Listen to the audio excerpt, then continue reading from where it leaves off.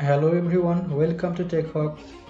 In this video, I am going to show you a very simple trick in Adobe Acrobat.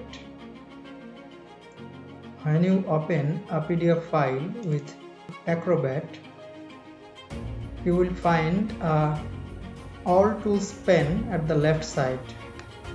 This is irritating sometimes, so I am going to show you how to stop coming this All Tools pen every time.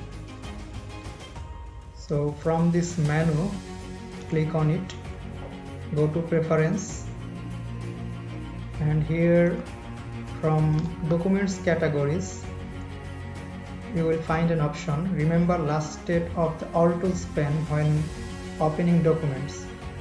Just select this one and click OK. Now close this All Tools.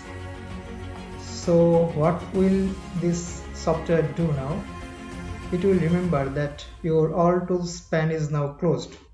So when you open this document again, this All Tools pen will not appear again. So now if you open another documents, and you will find that in this documents also that All Tools pen are not coming. I hope this video helped you to get rid of that All Tools pen appearing every time you open a document. So thanks for watching. Thank you.